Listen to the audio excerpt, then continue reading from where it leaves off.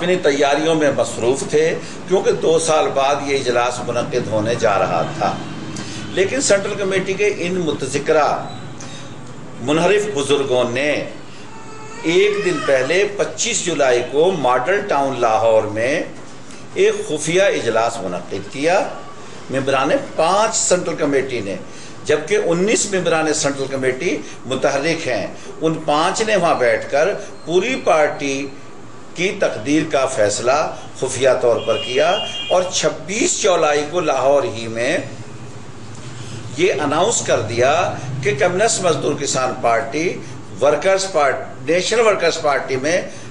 Communist مزدور کسان party مزدور کسان پارٹی میں ضم ہو گئی ہے۔ حالانکہ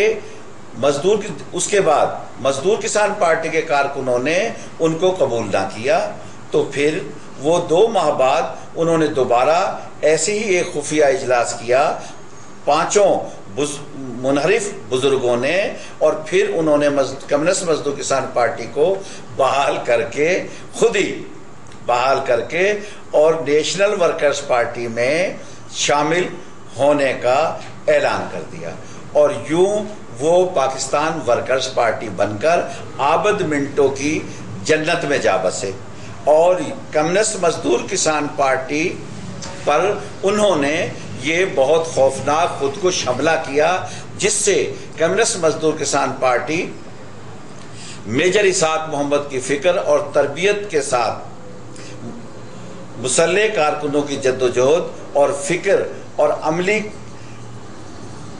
عملی کارروائیوں کے نتیجے میں وہ قائم رہی، اور آج بھی وہ پورے ملک میں اپنی جدوجہد کر رہی ہے۔ کمیونسٹ مزدور کسان پارٹی ایک ایسا کوکنس نامی پرندہ ہے جو خود اپنے لیے گھونسلہ بناتا ہے، اور اس گھونسلے میں جب اس کے پنجوں سے 2 پتھر رگڑے کھا کر چنگاری سے اس میں آگ لگا دیتے ہیں تو وہ پرندہ جل جاتا ہے۔ جب وہ پرندہ جل جاتا ہے تو اس کی راکھ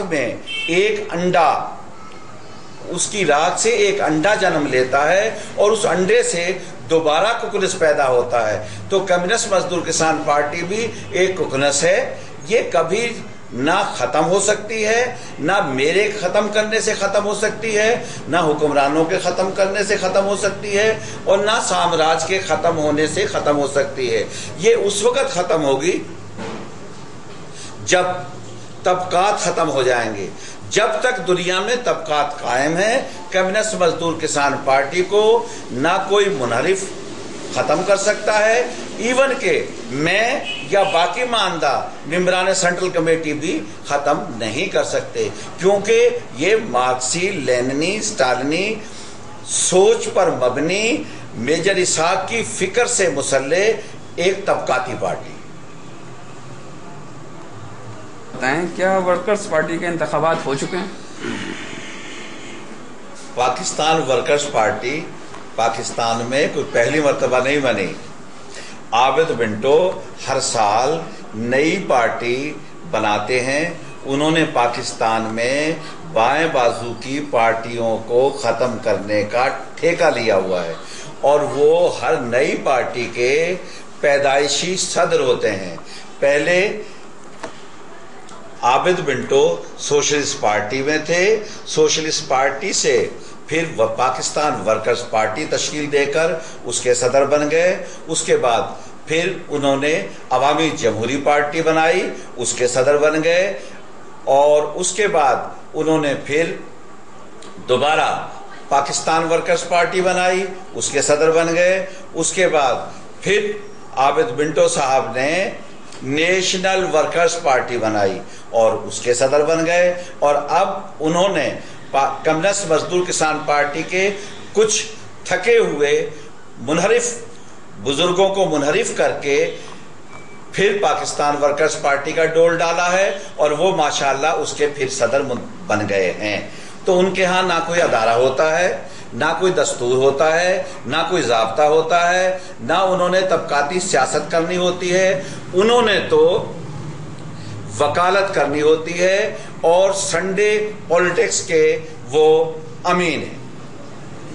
اچھا، تو پھر یہ بتائیں آپ کی پارٹی یعنی کمیونسٹ مزدور کسان پارٹی کے انتخابات کب ہو رہے ہیں؟ کمیونسٹ مزدور کسان پارٹی ایک طبقاتی پارٹی ہے، مارکسی، لیننی، اسٹالنی فکر سے لیس ہے، اور میجر اسحاق، امام علی نازش اور غلام نبی کلو کی فکر اور تربیت سے وہ اپنے باقاعدہ ادارے بناتی ہے، بنیادی یونٹ سے لے کر